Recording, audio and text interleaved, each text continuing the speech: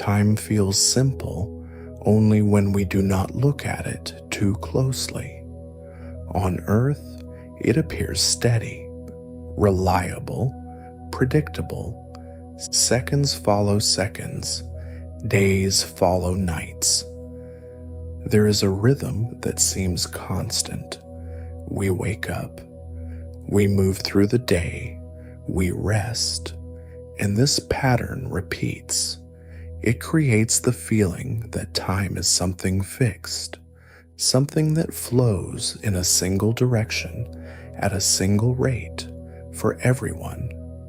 But when we begin to explore space, this idea begins to change, not suddenly, not dramatically, but gradually, quietly, through observation, through measurement, through theory. Time is not the same everywhere. It does not pass at a single universal rate. Instead, it is affected by motion, by gravity, by the structure of space itself. This realization comes from the theory of relativity developed by Albert Einstein. This theory introduced a new concept. Space and time are not separate. They are connected. They form a unified structure known as space-time. In this structure, time is not independent. It is influenced by the geometry of space, and that geometry changes. Mass and energy shape it. Motion alters it. This means that time is flexible, not in a chaotic way, but in a precise, measurable way. If an object moves very fast, time for that object slows down relative to something at rest. This is known as time dilation. It has been tested, measured, confirmed. Clocks moving at high speeds tick slightly slower than stationary ones. The difference is small, but real, and it becomes more significant at higher speeds. Gravity also affects time. In stronger gravitational fields, time passes more slowly. Near massive objects, such as planets or stars, time is slightly slower compared to regions with weaker gravity. This effect is also measurable. Clocks placed at different altitudes on Earth show tiny differences. Clocks on satellites move at slightly different rates than those on the surface. These differences must be accounted for. Systems like GPS depend on precise timing. Without corrections, errors would accumulate. Research supported by NASA studies these effects continuously, measuring how time behaves in different environments, testing predictions, refining models. Private companies like SpaceX contribute by launching satellites that operate within this framework, providing real-world systems where these effects must be managed. Time in space is not something abstract. It is practical. It affects navigation, communication, measurement. But beyond practical applications, it changes how we understand reality. Time is not a universal background. It is part of the structure of the universe, connected to space, affected by conditions, dependent on perspective.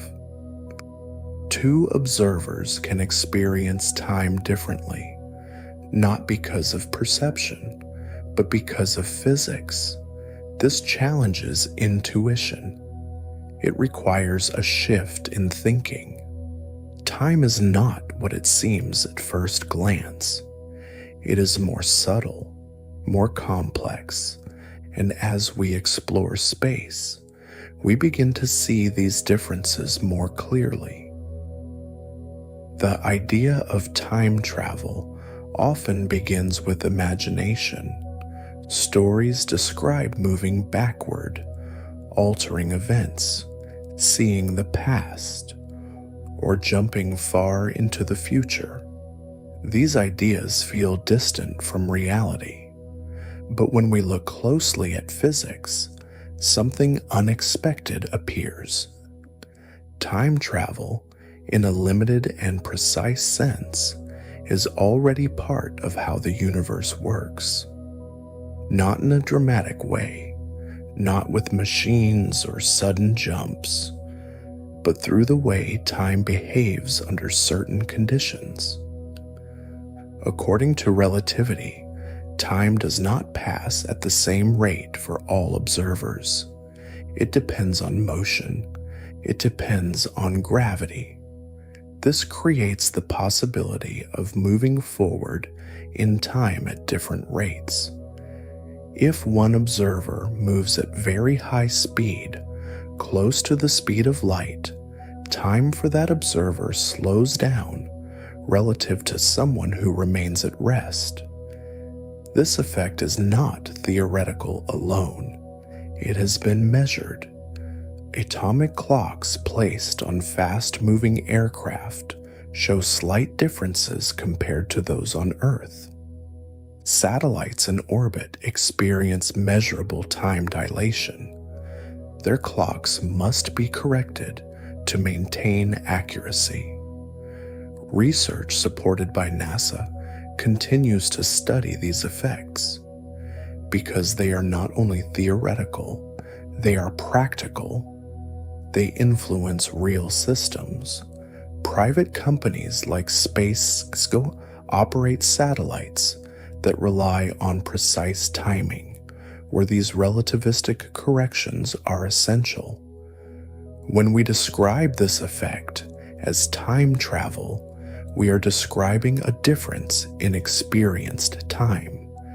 If a person were to travel at extremely high speed and then return, less time would have passed for them compared to people on Earth. They would have moved into the future relative to others. This is sometimes called forward time travel. It does not allow returning to the same moment. It does not allow revisiting the past, but it shows that time is not fixed. It can stretch, it can slow, depending on conditions. Gravity creates a similar effect. In strong gravitational fields, time slows down.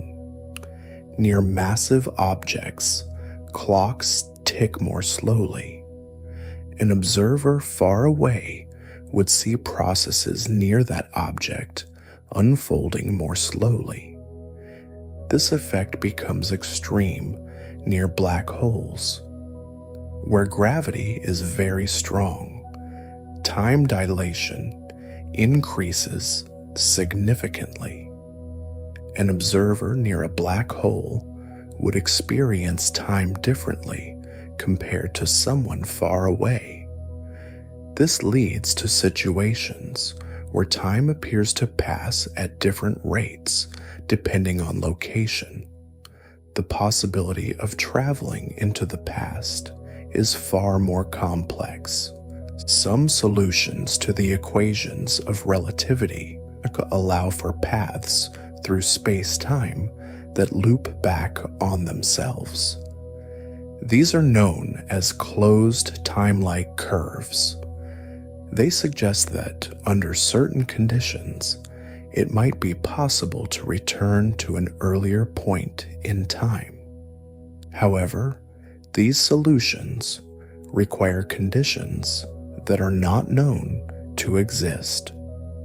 Exotic forms of matter, specific configurations of space-time, and even if such conditions were possible, they introduce paradoxes, situations where cause and effect become unclear. For example, changing past events could lead to contradictions. Some theories suggest that the universe prevents such contradictions, maintaining consistency. Others suggest that multiple timelines could exist, where different outcomes occur in separate branches.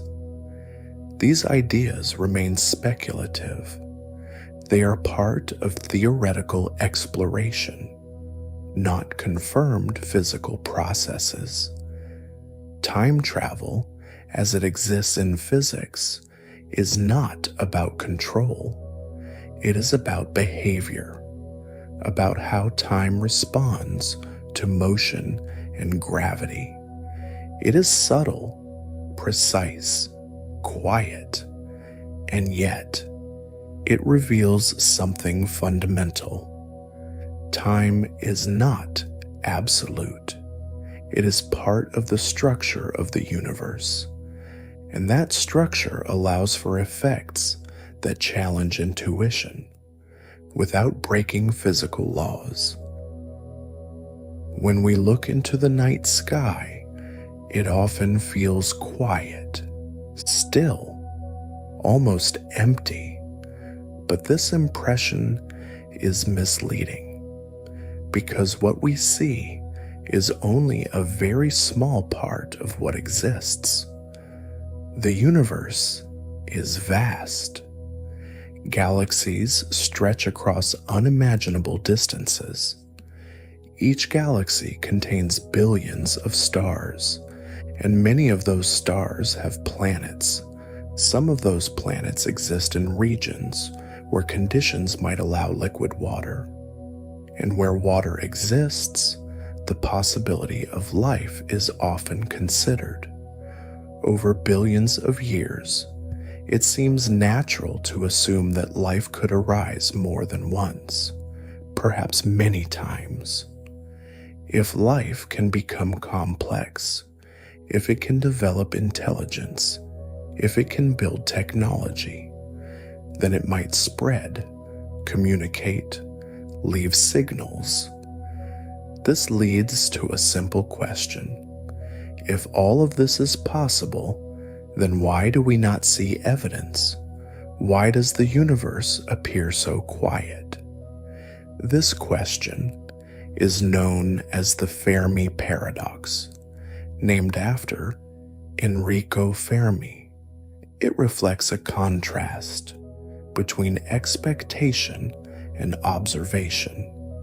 Expectation suggests that life should be common. Observation shows no clear evidence. There are many possible explanations. One possibility is that life itself is rare. Even if planets are common, the conditions required for life may be difficult to achieve. Perhaps the combination of factors needed for life to begin is uncommon. Another possibility is that simple life may exist, but complex life is rare. The transition from basic organisms to intelligent beings may require a sequence of events that is unlikely, a series of steps, each dependent on the previous, each with its own probability. Another explanation involves distance. Civilizations may exist, but they are far away, separated by distances that make communication difficult. Signals weaken over distance. They disperse. They become harder to detect. Even if a civilization sends signals, those signals may not reach us, or they may arrive too weak to be recognized. Time also plays a role. Civilizations may not exist at the same time. One may rise and fall long before another appears. The window during which a civilization is detectable may be short, On cosmic timescales, even thousands of years are brief. If civilizations are not synchronized in time, they may never overlap. There is also the possibility that advanced civilizations choose not to communicate, or that they communicate in ways we do not recognize. Using technologies that are beyond our current understanding, signals that we cannot detect or interpret, research supported by NASA continues to search for signs of life, studying planets, analyzing atmospheres, looking for chemical signatures. Private companies like SpaceX contribute by enabling missions that expand our ability to observe distant systems. The Fermi Paradox does not have a single answer. It is not a problem to be solved quickly. It is a question that opens many possibilities. It reflects the scale of the universe and the limits of current knowledge. It reminds us that absence of evidence is not the same as evidence of absence, and that the search continues quietly, carefully. As we explore the nature of reality, another question begins to form. What if reality is not what it appears to be? What if what we experience is not the most fundamental layer? Simulation theory suggests that the universe could be a constructed system, a representation generated by some underlying process. At first, this idea seems philosophical, but it is discussed within the context of physics and information theory. The argument often begins with computation. As technology advances, simulations become more detailed, more complex, more realistic. It becomes possible to simulate environments, then entire systems. If this trend continues, it may one day be possible to simulate entire worlds, complete with observers who are unaware that they are within a simulation. If such simulations are possible, then it raises a statistical argument. If many simulated worlds exist, then the number of simulated observers could exceed the number of original observers. In that case, it might be more likely that any given observer is within a simulation, rather than in a base-level reality. This idea is difficult to test, because any observation we make could itself be part of the simulation. There is no clear external reference point, no direct way to step outside the system and compare. And yet, the idea influences how some scientists think about information, about physical laws, about whether reality is continuous or discrete. Some theories explore whether space-time might have a fundamental structure, a smallest unit, like pixels in an image. Others consider whether physical constants could reflect underlying computational limits.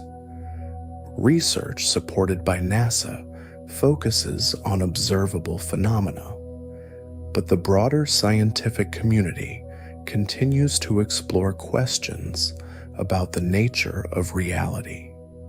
Private companies such as SpaceX contribute indirectly by expanding access to space, allowing more observations, more data.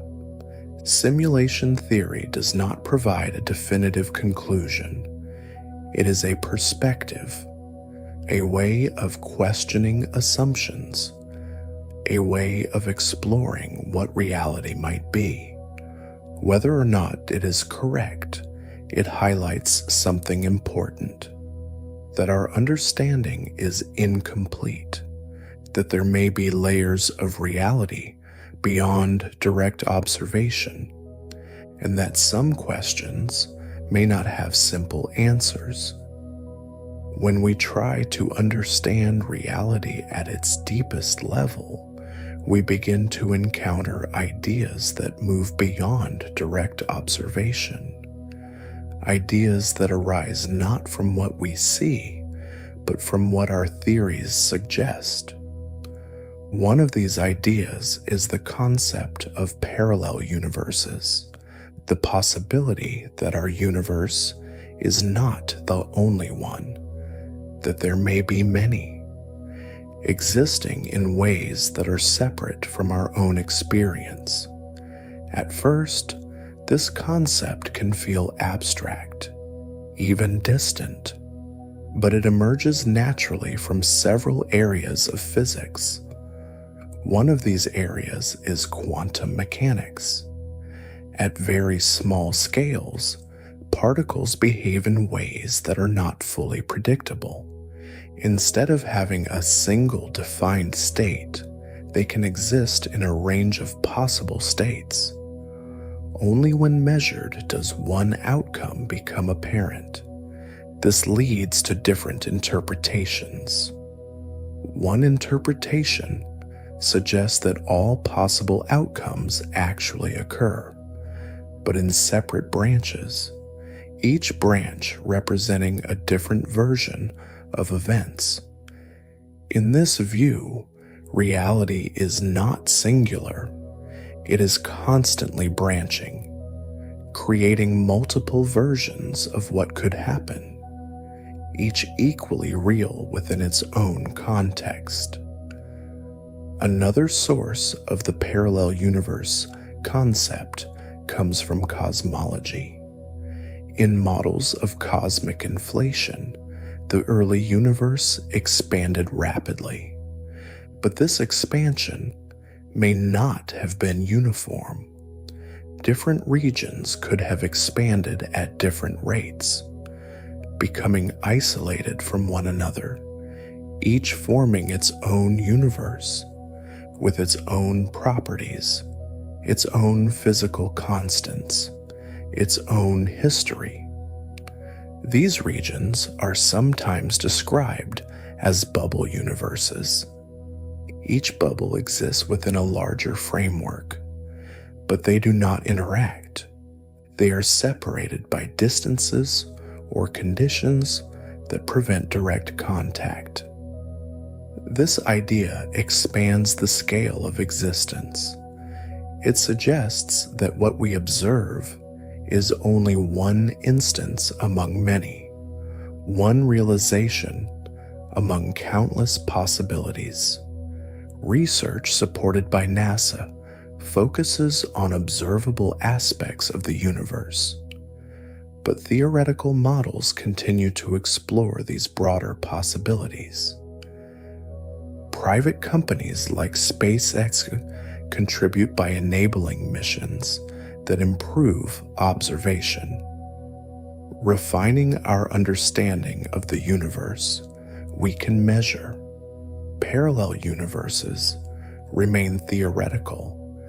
There is no direct evidence, but they represent a way of thinking about reality that is broader, less limited, and more open to possibilities that extend beyond direct observation. At large scales, the universe behaves in ways that differ from everyday experience. Gravity is one of the key factors. But gravity is not simply a force pulling objects together. It is a result of how space and time are structured. According to relativity, mass and energy influence the geometry of space-time. They cause it to curve. Objects moving through this curved space-time follow paths that appear as gravitational attraction. This idea changes how we understand motion. Planets do not orbit stars because they are pulled by a force in the traditional sense. They follow paths through curved space-time, paths that are defined by the distribution of mass. A simple way to visualize this is through analogy. Imagine a surface that can bend. If a heavy object is placed on it, the surface curves.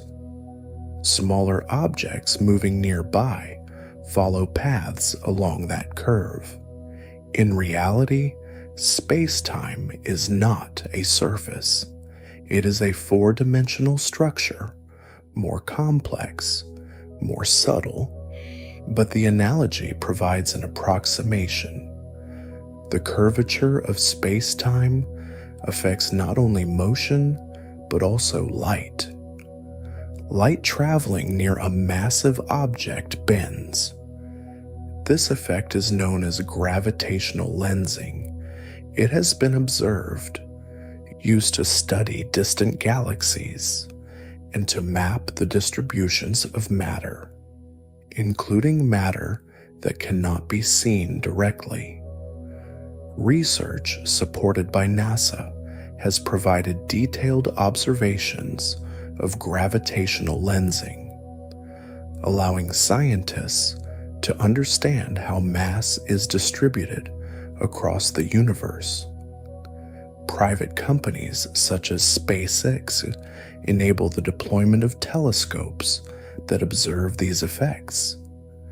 Space-time curvature also influences time.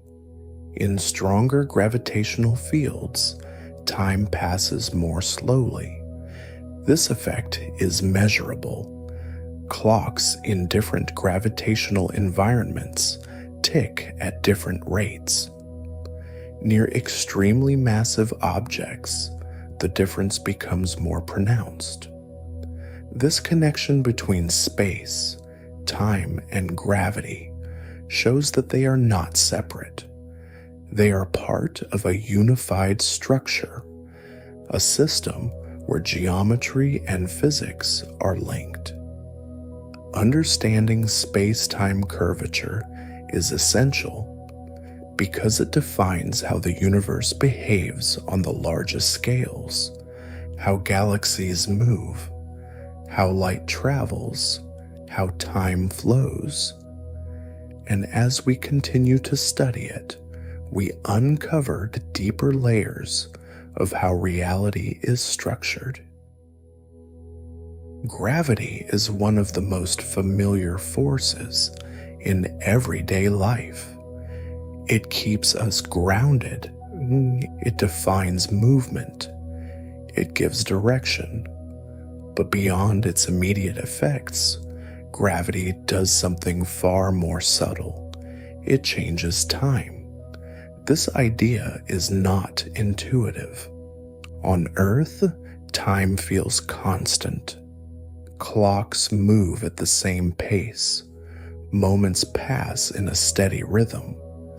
But this stability is local. It applies to the conditions we experience. In different environments, time behaves differently. In stronger gravitational fields, time slows down.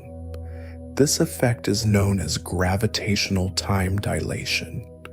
It is not theoretical alone.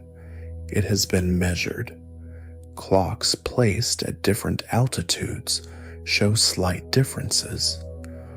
Clocks in orbit tick at a different rate than those on Earth's surface. These differences must be corrected. Otherwise, systems that depend on timing would fail.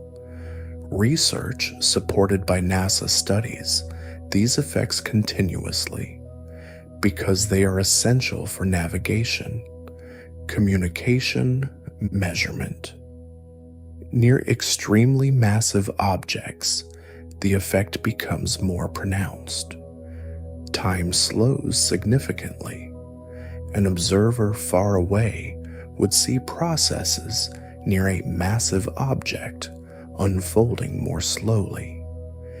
Near a black hole, this effect becomes extreme. Time for an observer close to the event horizon slows dramatically compared to someone at a safe distance. This creates situations where time is experienced differently depending on position. This does not mean that time stops. It means that its rate changes relative to other observers.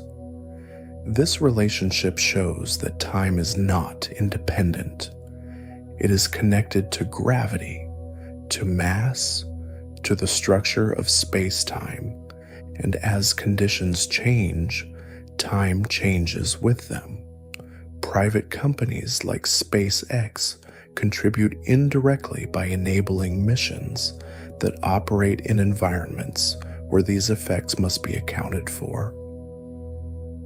The question of whether the universe is infinite is one of the most fundamental questions in cosmology. It is not easily answered. Because observation has limits, we can only see a portion of the universe, the observable universe. Beyond that, we rely on theory.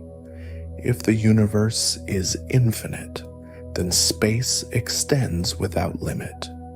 There is no edge, no boundary, no final point. Every direction leads to more galaxies, more structure. This idea is difficult to fully understand. Human experience is based on finite systems. Everything encountered has limits, but the universe may not follow that pattern. Observations suggest that the universe is uniform on large scales. It looks similar in all directions. This supports the idea that there is no center, no special location, but uniformity does not prove infinity. The universe could be finite but unbounded, a concept similar to the surface of a sphere, where one can travel indefinitely without encountering an edge. Yet the total size remains finite. Research supported by NASA continues to refine measurements. Analyzing cosmic background radiation, studying large-scale structure. Private companies such as SpaceX enable missions that support these observations. The question remains open, and it may remain open for a long time because it extends beyond direct observation into the realm of theory. When we observe the universe, we are not seeing it as it is now. We are seeing it as it was. Light takes time to travel. The farther away an object is, the older the information we receive. This means that observation is always delayed. A distant galaxy is seen as it was millions or billions of years ago. This creates a difference between reality and observation. Reality continues to evolve, but observation captures only a past state. This affects how we understand the universe. We reconstruct history. We build models, but we do so based on incomplete information. There are also limits. The cosmic horizon defines how far we can see. Beyond it, light has not yet reached us. Even if structures exist there, they remain unseen. This introduces uncertainty, not as a flaw, but as a natural consequence of observation. Research supported by NASA continues to expand observational reach, improving instruments, refining data. Private companies like SpaceX support this process by enabling more missions. The distinction between reality and observation reminds us that knowledge is always partial, always evolving, always dependent on perspective.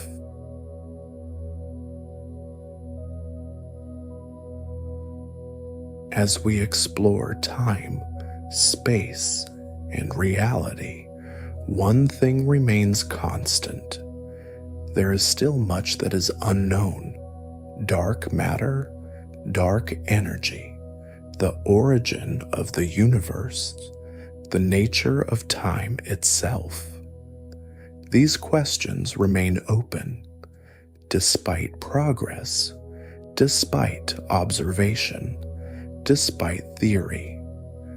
The universe continues to present mysteries. Some are subtle, hidden in small differences between prediction and observation. Others are large, fundamental, challenging the limits of current understanding. Research supported by NASA and scientific institutions around the world continues. Each new observation adds detail. Each new model refines understanding. Private companies such as SpaceX and Blue Origin expand access to space, making it possible to observe more, to measure more, to explore more deeply. The biggest mystery may not be a single question. It may be the structure of reality itself, how space and time are connected, how the universe began, and how it will evolve. These questions do not have final answers. They are explored gradually, step by step, and in that process, understanding grows, quietly, continuously, without an end point.